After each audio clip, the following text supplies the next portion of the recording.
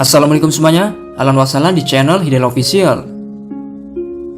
Nabi Nuh alaihissalam merupakan keturunan Nabi Adam alaihissalam yang ke-9. Nasab Nabi Nuh alaihissalam yaitu Nabi Nuh bin Lamik bin Mutasyalak bin Nabi Idris bin Yarik bin Mahilayil bin Qonin bin Anushi bin Nabi Syed bin Nabi Adam alaihissalam. Jarak masa antara Nabi Nuh dan Nabi Adam alaihissalam terpaut sekitar 10 abad lamanya. Nabi Nuh alaihissalam berdakwah kepada umatnya sehingga mencapai umur 950 tahun. Namun pendapat lain ada yang mengatakan bahwa umur Nabi Nuh alaihissalam lebih dari 1000 tahun. Nabi Nuh alaihissalam juga masuk dalam daftar Rasul Ulul Azmi karena Nabi Nuh memiliki ketabahan dan ketegahan hati yang sangat tinggi. Tidak sedikit Nabi Nuh mendapatkan ejekan, kezaliman, dan penentangan dari kaumnya sendiri. Nabi Nuh diutus Allah untuk berdakwah dikala munculnya banyak penyembahan terhadap patung, berhala, dan juga tauhid. Kaum Nabi Nuh alaihissalam adalah bernama Bani Rasyib. Kaum itu banyak melakukan kezaliman, kesesatan, dan juga kekafiran. Mereka banyak membuat patung-patung yang merupai orang-orang soleh di masa lalu untuk kemudian disembah dan dijadikan Tuhan. Padahal orang-orang soleh yang mereka maksud itu dahulu beragama Islam dan menyembah Allah SWT.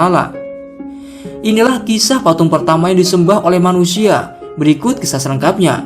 Namun sebelum lanjut ke ceritanya, mari bantu support channel ini dengan cara klik like, subscribe, dan aktifkan lonceng notifikasinya bagi kalian yang belum ya, agar channel ini semakin eksis dalam men-sharekan kisah-kisah Islami.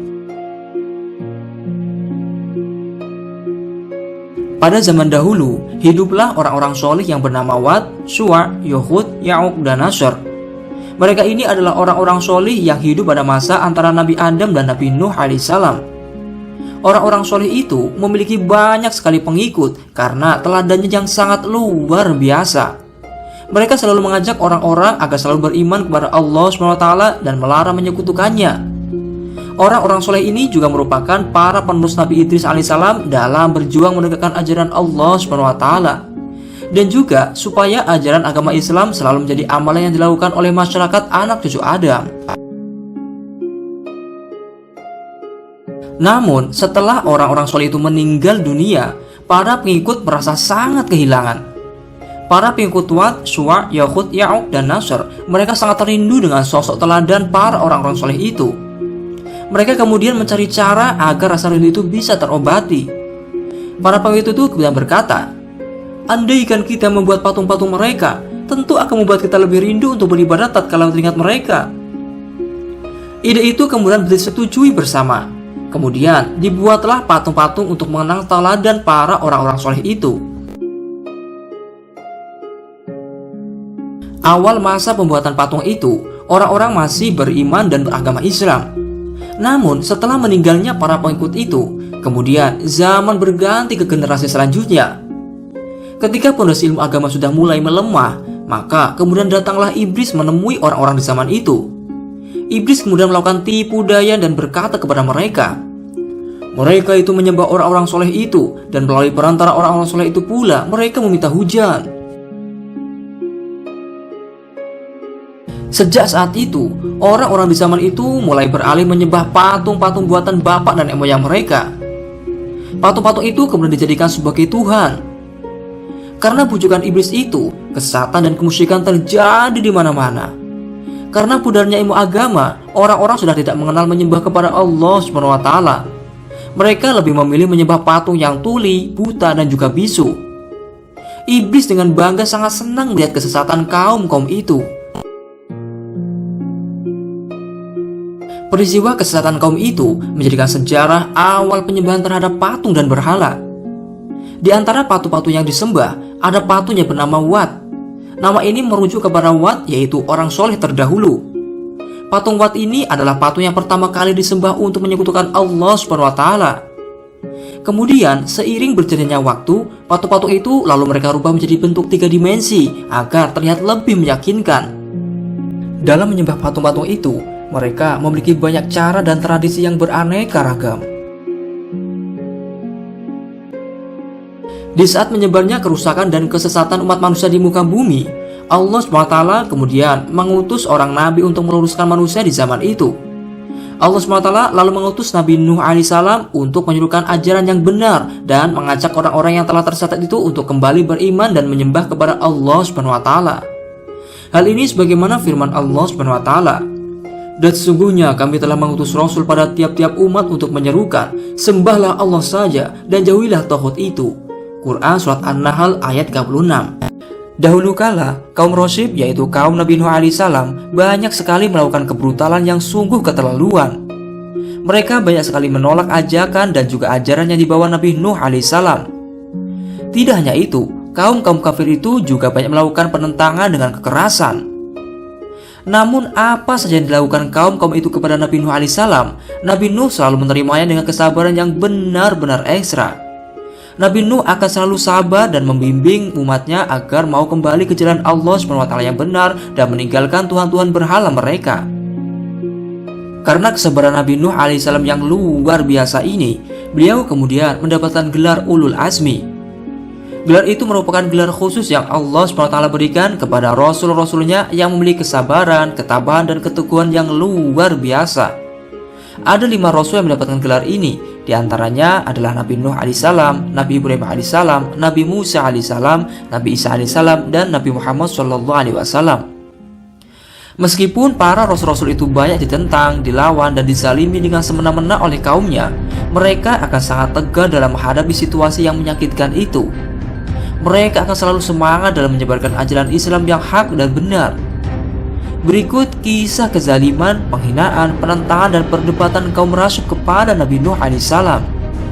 Namun sebelum itu ceritanya, mari bantu support channel ini dengan cara klik like, subscribe, dan aktifkan lonceng notifikasinya bagi kalian yang belum ya, agar channel ini semakin eksis dalam mensiarkan kisah-kisah Islami.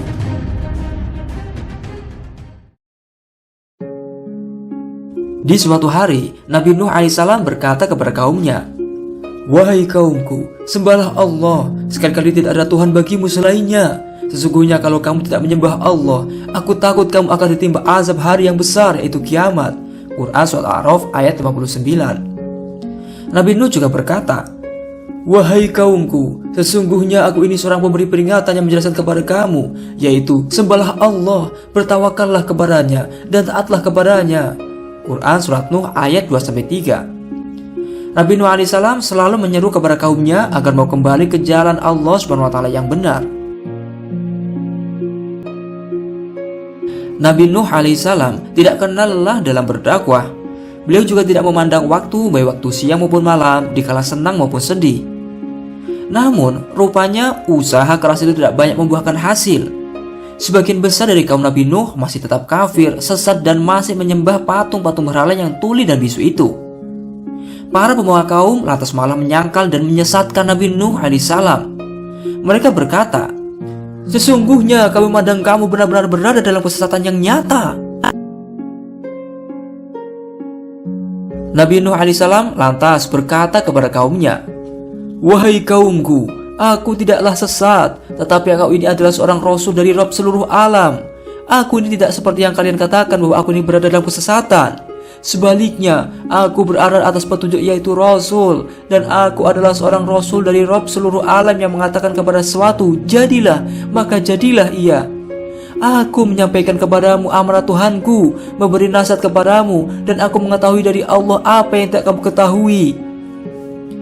Begitulah sanggahan Nabi Nuh alaihissalam kepada kaum-kaumnya yang sesat dan ingkar.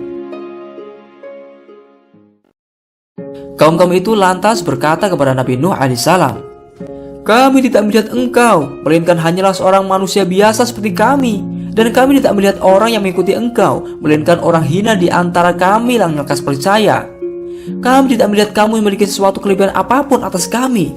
Bahkan kami menganggap kamu adalah orang pendusta." Quran Surat Hud ayat 27. Begitulah sikap orang-orang kafir. Mereka selalu saja membantah, menghina Nabi Nuh alaihissalam dan pengikutnya. Tidak hanya itu, mereka juga tidak segan-segan menyakiti secara berlebihan, mengancam rajam, dan mengusir Nabi Nuh dan pengikutnya.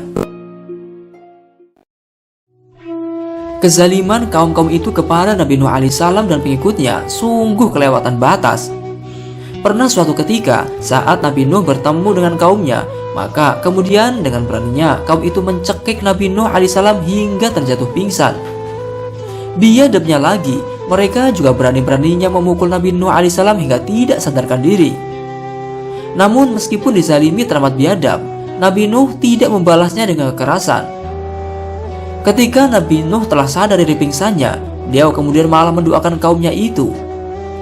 Ya Allah, ampunilah kaumku itu, karena sungguhnya mereka tidak mengetahui. Subhanallah. Kemudian, waktu demi waktu berlalu. Namun, perdebatan antara Nabi Nuh dan kaumnya tidak kunjung berhenti. Kaum kafir itu memang memiliki tabiat dan watak tak mau beriman dan tidak mau mengikuti kebenaran. Sudah berkali-kali Nabi Nuh memberikan peringatan kepada mereka untuk kembali beriman. Namun, yang ada, mereka selalu saja membantah perdebatan dan suka menyakiti Nabi Nuh alaihissalam. Nabi Nuh alaihissalam lalu berkata, dan mereka hanya akan melahirkan anak-anak yang jahat dan tidak tahu bersyukur. Quran Surat Nuh ayat 27. Kaum kafir itu lantas berkata kepada Nabi Nuh alaihissalam, wahai Nuh, sesungguhnya engkau telah berdebat dengan kami dan kamu telah memperpanjang bantahanmu terhadap kami. Maka datangkanlah kepada kami azab yang kau ancamkan jika kamu termasuk orang yang benar. Nabi Nuh lantas menjawab, hanya Allah yang akan mendatangkan azab kepadamu jika Dia yang menghendaki, dan kamu tidak akan dapat melepaskan diri, yaitu hanya Allah yang kuasa untuk melakukan itu, karena tidak ada satupun yang bisa melepaskan diri darinya, dan Dialah yang berfirman, kepada sesuatu jadilah, maka jadilah sesuatu itu. Dan nasihatku tidak akan bermanfaat bagimu sekalipun aku ingin memberi nasihat kepadamu kalau Allah hendak menyesatkan kamu. Dia adalah Rabbmu dan kepadanya kamu kembalikan, yaitu siapapun yang dikehendaki Allah untuk ia sesatkan, tidak ada seseorang pun yang kuasa untuk memberikan petunjuk kepadanya. Dialah yang menunjukkan siapapun yang ia kehendaki dan menyesatkan siapapun yang ia kehendaki, membuat apapun seperti yang ia kehendaki. Maha perkasa lagi maha bijaksana, maha mengetahui siapa yang patut mendapat petunjuk dan siapa yang patut tersesat. Ia memiliki hikmah tersembunyi dan hujah yang mengalahkan. Kemudian Nabi Nuh alaihissalam merasa bersedih hati. Kesedihan itu timbul ketika melihat kelakuan kaumnya yang sudah diatur, dibina, dan diajak ke jalan yang benar. Allah SWT berfirman, dan diwahyukan kepada Nuh, ketahuilah tidak akan beriman di antara kaummu kecuali orang yang benar-benar beriman saja. Karena itu janganlah engkau bersedih hati tentang apa yang mereka perbuat. Quran Surat Al-Hud ayat 36. Wahyu Allah SWT ini bertujuan untuk menghibur kesedihan Nabi Nuh alaihissalam atas perilaku biadab dari kaum-kaumnya itu. Kaum Nabi Nuh alaihissalam seringkali menyakiti, menentang, dan menustakan Nabi Nuh alaihissalam dengan beraneka cara dan usaha. Namun, ketika Nabi Nuh sudah merasa putus asa dalam mengharapkan kebaikan kaumnya, Nabi Nuh lantas berdoa kepada Allah SWT. Nabi Nuh berkata, ya Tuhanku, sesungguhnya kaumku telah mendustakan aku, maka berikanlah keputusan antara aku dengan mereka, dan selamatkanlah aku dan mereka yang beriman bersamaku. Quran Surat Asy-Syu'ara ayat 111-118. Banyak sekali kesalahan dan tumpukan dosa-dosa kaum-kaum kafir itu. Bahkan doa keburukan Nabi Nuh alaihissalam menumpuk menjadi satu pada mereka. Nabi Nuh sudah sangat sabar dalam menghadapi perilaku mereka yang ingkar. Namun kenyataannya mereka benar-benar tidak bisa diharapkan kebaikannya. Kemudian Allah SWT memerintahkan kepada Nabi Nuh alaihissalam untuk membuat kapal raksasa yang belum pernah ada sebelumnya maupun setelahnya. Ukuran kapal terbesar sekarang belum ada apa-apanya dibanding ukuran kapal Nabi Nuh alaihissalam dahulu. Allah SWT berfirman, dan buatlah kapal itu dengan pengawasan dan petunjuk wahyu kami, dan janganlah engkau bicarakan dengan aku tentang orang-orang zalim, sesungguhnya mereka itu akan ditenggelamkan. Quran Surat Hud ayat 37. Orang-orang kafir dan super pembangkang memang tidak pantas hidup di muka bumi ini, karena dikhawatirkan kelak perilaku anak turunnya juga akan lebih parah dalam menyesatkan. Orang-orang kafir dan super pembangkang memang tidak pantas hidup di muka bumi ini, karena dikhawatirkan kelak perilaku anak turunnya juga dapat lebih parah dalam menyesatkan. Tempat yang pantas untuk mereka hanyalah kematian dan masuk ke dalam neraka. Na'udzubillah min dzalik. Dahulu kala, ketika Nabi Nuh sudah menerima perintah dari Allah untuk membuat kapal seperti penjelasan dalam Quran Surat Al-Hud ayat 37, beliau kemudian menjalankan perintah itu dengan mengumpulkan material pembuatan bahtera kapal. Kapal itu memiliki ukuran yang sangat besar. Menurut riwayat, belum ada satupun kapal dunia ini yang memiliki ukuran melebihi besarnya kapal Nabi Nuh alaihissalam. Bahkan kapal modern besar di zaman kita sekarang ini ternyata belum ada apa-apanya bila dibanding kapal Nabi Nuh alaihissalam. Siapapun yang menaiki kapal itu, mereka akan selamat semua dari bencana banjir bandang dan tsunami terbesar sepanjang sejarah umat manusia. Orang-orang kafir yang selalu membangkang atas ajakan dan ajaran Nabi Nuh alaihissalam, mereka semua akan tenggelam dan binasa seluruhnya. Kedahsyatan azab Allah SWT itu tidak hanya akan dirasakan di dunia saja, tetapi juga kelak di akhirat. Balasan ini akan terasa menyakitkan untuk orang-orang yang ingkar, pembangkang, dan keras. Ternyata tidak hanya di dunia saja mereka ingkar, tetapi juga kelak di akhirat mereka tetap mengingkari kalau mereka dahulu pernah kedatangan seorang Rasul. Ada beberapa kisah hebat ketika detik-detik datangnya azab Allah yang maha besar. Berikut kisah selengkapnya. Namun sebelum lanjut ke ceritanya, mari bantu support channel ini dengan cara klik like, subscribe, dan aktifkan lonceng notifikasinya bagi kalian yang belum ya, agar channel ini semakin eksis dalam mensiarkan kisah-kisah Islami. Dahulu kala, sebelum proses pengerjaan pembuatan kapal dimulai, Nabi Nuh alaihissalam terlebih dahulu mulai menanam pohon-pohon jati. Pohon-pohon itu nantinya akan digunakan untuk bahan dasar pembuatan kapal. Pohon-pohon itu ditanam selama 100 tahun lamanya. Dalam membuat kapal raksasa, memang tidak sedikit membutuhkan bahan berupa kayu. Begitu pula kapal Nabi Nuh alaihissalam juga membutuhkan banyak sekali kayu-kayu besar. Kemudian setelah 100 tahun ditanam, pohon-pohon itu kemudian siap untuk mulai ditebang. Setelah pohon-pohon itu ditebang, kemudian mulailah proses pembuatan kapal Nabi Nuh alaihissalam. Proses pembuatan kapal itu memakan waktu cukup lama, butuh waktu 100 tahun untuk menyelesaikan pembuatan kapal itu.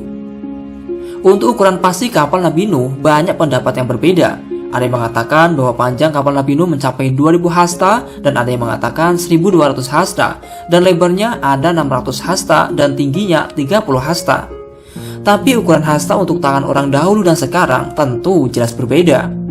Manusia zaman dahulu memang memiliki ukuran tubuh yang lebih besar dan tinggi daripada manusia modern seperti sekarang ini. Semasa proses pembuatan kapal itu, Nabi Nuh dan pengikutnya kerap mendapatkan hinaan dan cemoohan dari orang-orang kafir. Setiap kali orang-orang kafir melihat Nabi Nuh sedang membuat kapal, mereka selalu saja menghina dan menganggap Nabi Nuh dan pengikutnya gila. Mereka bahkan berkata, "Hei, lihatlah si Nuh itu, rupanya dia tambah gila saja. Saat musim kemarau seperti ini malah dia buat kapal, lokasinya di atas gunung lagi. Sungguh sudah miring kali otaknya ya." Begitulah sikap biadab orang-orang kafir. Rupanya mereka masih tidak percaya dan masih menantang azab Allah SWT yang nyata. Setelah 100 tahun, akhirnya proses pengerjaan perahu raksasa itu telah usai. Kapal Nabi Nuh memiliki 3 tingkat. Ruang tingkat bawah kelak digunakan untuk menampung hewan dan binatang buas.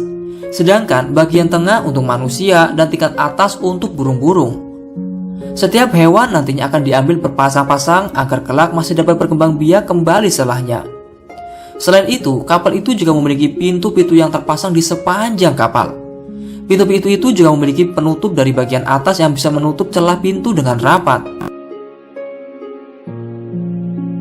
Kemudian, ketika perintah Allah telah datang dan hari yang dijanjikan Allah itu telah nyata, maka bersiap-siaplah akan terjadi bencana alam terdahsyat sepanjang sejarah manusia.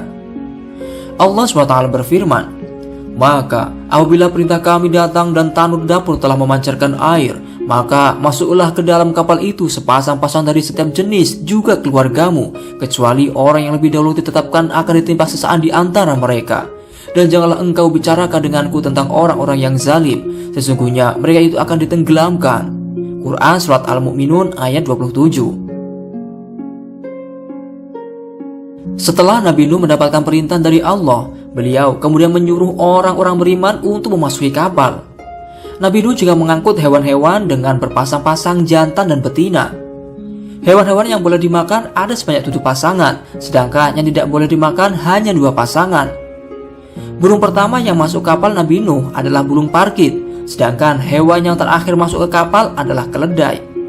Sedangkan iblis berupaya masuk ke dalam kapal dengan bergantungan pada ekor keledai. Dahulu, para pengikut Nabi Nuh merasa khawatir tidak tenang jika singa dan hewan buas ikut naik ke atas kapal. Selain itu, keberadaan hewan buas juga dapat mengancam hewan lainnya. Atas dari itu, kemudian Allah SWT membuat singa terasa demam, dan itulah penyakit demam pertama yang terjadi di bumi. Selain itu, para pengikut juga mengeluhkan tikus-tikus yang suka merusak makanan dan juga barang-barang. Kemudian Allah memberi ilham kepada singa untuk bersin, kemudian mengeluarkan seekor kucing darinya. Nah, dari sinilah kemudian membuat tikus-tikus itu ketakutan dan bersembunyi dari ancaman kucing. Nabi Nuh juga berkata, "Naiklah kamu semua ke dalam kapal dengan menyebut nama Allah pada waktu berlayar dan berlabuhnya. Sesungguhnya Tuhanku Maha Pengampun lagi Maha Penyayang." Quran Surat Al-Hud ayat 51. Kemudian Allah SWT menurunkan guyuran hujan yang sangat deras bagaikan air yang keluar dari geriba. Allah juga memerintahkan bumi untuk memancarkan air dari segala penjuru. Air hujan mulai menggenangi dataran-dataran di bumi. Semburan-semburan dan gelombang air mulai nampak tergeliat di berbagai permukaan bumi. Ketika fenomena alam itu muncul, orang-orang kafir mulai kebingungan.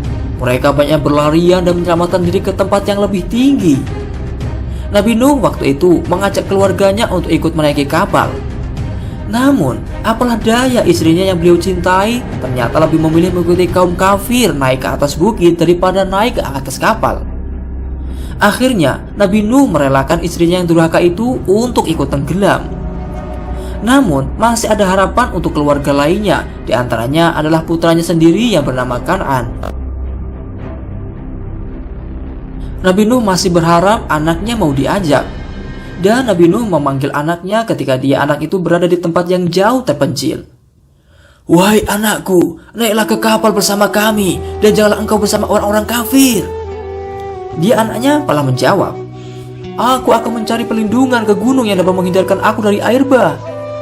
Nabi Nuh berkata, "Tidak ada yang melindungi dari sisi Allah pada hari ini selain Allah yang Maha Penyayang." Dan gelombang menjadi penghalang antara keduanya. Maka anak itu termasuk orang yang ditenggelamkan. Quran Surat Al-Hud ayat 42-43. Guyuran hujan terus mengalir dengan sangat derasnya. Inilah guyuran hujan terekstrim sepanjang sejarah manusia. Selain itu, dari segala penjuru bumi terlihat penyemburan gelombang air yang sangat dahsyat. Gelombang air itu mengakibatkan tsunami yang sangat mengerikan. Inilah tsunami paling dahsyat yang pernah terjadi di muka bumi ini. Diriwayatkan juga bahwa air banjir dan tsunami itu mampu menenggelamkan puncak gunung tertinggi di bumi setinggi 80 hasta. Guyuran air itu akhirnya menutupi seluruh permukaan bumi, baik lembah, bukit, pegunungan, padang pasir, dan sebagainya. Tragedi peristiwa yang mengerikan itu akhirnya mengakibatkan seluruh orang-orang kafir tewas dan binasa. Tidak ada makhluk hidup yang tersisa satupun, baik kecil maupun besar. Hanya orang-orang yang beriman dan penumpang kapal Nabi Nuh alaihissalam yang selamat. Subhanallah. Dahulu kala, Nabi Nuh alaihissalam dan pengikutnya berlayar dengan kapalnya dalam durasi yang cukup lama pasca tsunami terdahsyat di bumi. Tanggal 1 Rajab merupakan hari bersejarah para nabi, di mana pada hari itu Nabi Nuh dan pengikutnya mulai menaiki kapal ketika terjadinya bencana banjir dan tsunami terganas sepanjang sejarah manusia. Seluruh permukaan bumi waktu itu berubah menjadi lautan. Seluruh orang-orang kafir tewas tanpa tersisa satupun. Tewasnya orang-orang kafir itu menjadi bukti akan ganasnya azab Allah untuk siapa saja yang ingkar dan durhaka. Yang tersisa hidup hanyalah orang-orang beriman dan penumpang kapal Nabi Nuh alaihissalam. Namun sayang, dari sekian orang mukmin yang ikut naik ke kapal Nabi Nuh, tidak ada satupun yang memiliki keturunan anak kecuali Nabi Nuh alaihissalam sendiri. Dari keturunan anak-anak Nabi Nuh alaihissalam inilah kemudian menurunkan ratusan juta manusia hingga saat ini. Namun pertanyaannya, kenapa kulit-kulit manusia sekarang bisa berubah? Kenapa ada yang hitam, putih, coklat, dan lain sebagainya? Dan kenapa muncul banyak sekali bahasa yang aneh dan berbeda-beda? Ternyata ada banyak peristiwa unik dan luar biasa ketika kapal Nabi Nuh berlayar di lautan maupun setelah mendarat. Berikut kisah nyata kehidupan manusia setelah bersandarnya kapal Nabi Nuh alaihissalam di daratan. Namun sebelum ceritanya, mari bantu support channel ini dengan cara klik like, subscribe, dan aktifkan lonceng notifikasinya bagi kalian yang belum ya, agar channel ini semakin eksis dalam mensiarkan kisah-kisah Islami. Dahulu, Nabi Nuh alaihissalam berlayar dengan kapalnya cukup lama, yaitu selama 150 hari. Dalam kitab Qisasul Anbiya karya Imam Ibnu Katsir, ada banyak sekali peristiwa luar biasa yang terjadi ketika kapal Nabi Nuh berlayar. Saat berlayar, hewan-hewan makan dan buang kotoran di kapal juga. Ketika kotoran burung bertumpuk banyak, Allah SWT memerintahkan Nabi Nuh untuk mengusap-usap ekor gajah. Kemudian Nabi Nuh mengusap-usap ekor gajah. Tidak disangka, tiba-tiba muncullah babi jatuh dari ekor gajah tersebut. Kemudian babi itu memakan kotoran-kotoran burung itu. Selain itu, tikus-tikus seringkali berulah memakan dan menggerogoti kayu kapal. Banyak sekali apabila kapal sampai berlubang karena nantinya bisa menyebabkan kapal tenggelam. Alhasil, kemudian Allah memerintahkan Nabi Nuh untuk menepuk bagian di antara kedua mata singa. Nabi Nuh kemudian menepuk singa itu. Tiba-tiba keluarlah sepasang kucing besar dari hidung singa. Kucing itu kemudian menghampiri tikus-tikus itu. Alhasil, tikus-tikus itu ketakutan dan tidak berani lagi melubangi perahu lagi. Sampai sekarang pun, kucing dan tikus masih saja terus bermusuhan. Muka kucing pun juga nggak jauh beda dengan singa. Seluruh permukaan bumi waktu itu rata dengan lautan air. Lalu bagaimana bisa Nabi Nuh tahu kalau seluruh negeri telah tenggelam? Jadi, dahulu Nabi Nuh alaihissalam mengutus ekor burung gagak. Kemudian, burung gagak itu datang dan menyampaikan info-info terupdate waktu itu. Waktu itu, burung gagak juga melihat bangkai-bangkai manusia dan menghampiri bangkai itu. Nabi Nuh kemudian mendoakan burung gagak itu agar dia selalu merasa takut. Sebab doa Nabi Nuh alaihissalam inilah hingga saat ini burung gagak tidak suka menghinggapi rumah-rumah orang. Berbanding terbalik dengan burung gagak, dahulu Nabi Nuh juga pernah mengutus burung merpati untuk mensurvei keadaan seluruh negeri. Kemudian burung merpati itu terbang dan datang kembali dengan membawa daun pohon zaitun yang ia patok dan mencengkam buah tin. Dari sinilah Nabi Nuh mengetahui kalau seluruh negeri semuanya tenggelam. Nabi Nuh kemudian mengalungkan sayuran hijau di leher merpati itu dan mendoakan agar selalu tenang dan aman. Karena sebab inilah, kemudian burung merpati menjadi burung yang suka berada di rumah-rumah orang.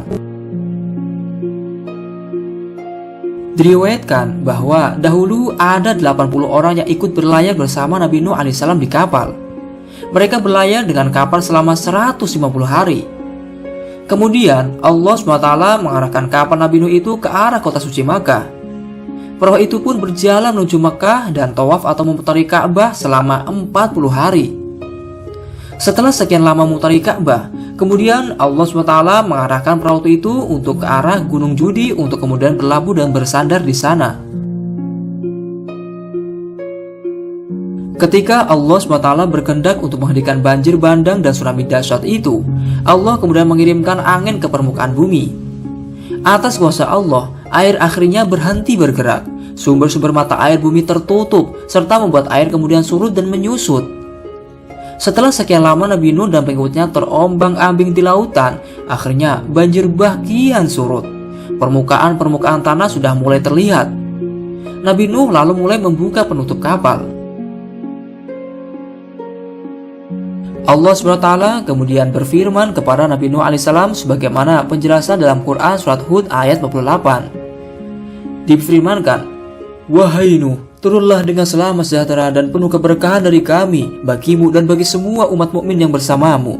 Dan ada umat-umat yang kami beri kesenangan dalam kehidupan dunia, kemudian mereka akan ditimpa azab kami yang pedih."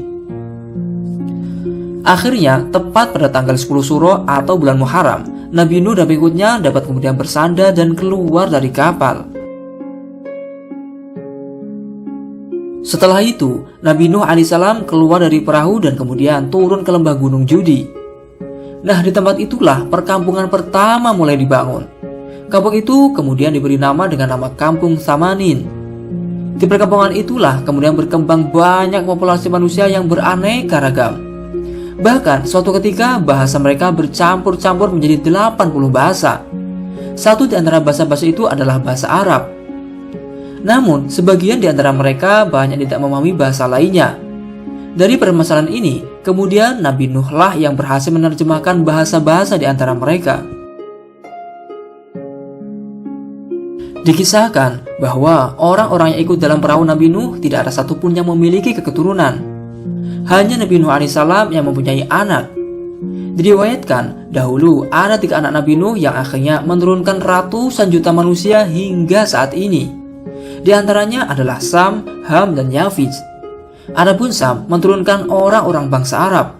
Adapun Ham menurunkan orang-orang bangsa Habasyah atau Afrika. Sedangkan Yafij menurunkan orang-orang bangsa Romawi atau Eropa. Dari sinilah kemudian muncul keturunan dengan beraneka ragam ras hingga saat ini. Ada yang berkulit hitam, berkulit putih, coklat, dan lain sebagainya. Dikisahkan, dahulu Ham menggauli istrinya di kapal saat sedang berlayar. Sebab itulah kemudian Nabi Nuh alaihissalam berdoa kepada Allah SWT agar nutfah atau air mani Ham mengeruh. Alhasil, akhirnya Ham kemudian memiliki keturunan berkulit hitam. Keturunan Ham ini banyak berdomisili di Habasyah atau sekarang disebut negara Ethiopia. Lokasi negara itu berada di benua Afrika. Dan dapat kita ketahui sampai sekarang ini bahwa kebanyakan penduduk Afrika lebih dominan berkulit hitam. Berbeda halnya dengan keturunan Nabi Nuh yang lain, seperti contohnya keturunan Sam dan Yafij yang menurunkan bangsa Arab dan Romawi. Kebanyakan mereka dominan berkulit putih. Setelah selesainya peristiwa banjir bandang dahsyat yang menimpa seluruh dataran bumi, Nabi Nuh kemudian membuat tempat penyembelihan hewan kurban. Kemudian Nabi Nuh menyembelih beberapa hewan dan burung halal untuk mendekatkan diri kepada Allah SWT. Allah SWT kemudian berjanji kepada Nabi Nuh untuk tidak lagi menimpakan banjir bandang dahsyat kembali kepada penduduk bumi. Sebagai pengingat atas janji itu, kemudian Allah SWT memberikan tanda kepada Nabi Nuh alaihissalam berupa munculnya pelangi di atas awan. Subhanallah. Wafatnya Nabi Nuh alaihissalam menjadi momen menyedihkan bagi seluruh pengikutnya, yaitu orang-orang beriman. Duka mendalam teramat menyentuh ketika harus melepaskan kepergian sang utusan Allah SWT. Perjuangan Nabi Nuh alaihissalam dalam menyiarkan ajaran Allah SWT penuh dengan duka, cobaan, dan ancaman yang bertubi-tubi dari gelomboran orang-orang kafir dan musyrik. Ratusan tahun beliau berdakwah, namun hanya mendapatkan pengikut tidak lebih dari 80 orang. Para pengikut Nabi Nuh alaihissalam ini mayoritas adalah orang-orang miskin dan lemah. Namun meskipun begitu, Allah tidak memandang nilai kesalehan seseorang dari segi harta duniawi saja, melainkan dari kadar keimanan mereka sendiri. Allah SWT akan selalu melindungi orang-orang beriman dari ancaman dan menyelamatkan mereka dari musibah banjir bandang terdahsyat jagat bumi. Kesabaran Nabi Nuh alaihissalam semasa hidup menorehkan akhlak mulia yang patut untuk kita tiru. Bayangkan saja, beliau tidak habis-habisnya dihina, ditentang, dianggap gila, dipukul, dicekik, disakiti, dan disalimi oleh orang-orang kafir. Hati para pembangkang memang sudah benar-benar gelap dengan menghalalkan berbagai cara untuk menolak keras-keras dakwah Nabi Nuh alaihissalam. Berikut wasiat dan detik-detik wafatnya Nabi Nuh alaihissalam. Namun sebelum ceritanya, mari bantu support channel ini dengan cara klik like, subscribe, dan aktifkan lonceng notifikasinya bagi kalian yang belum ya, agar channel ini semakin eksis dalam menyiarkan kisah-kisah Islami.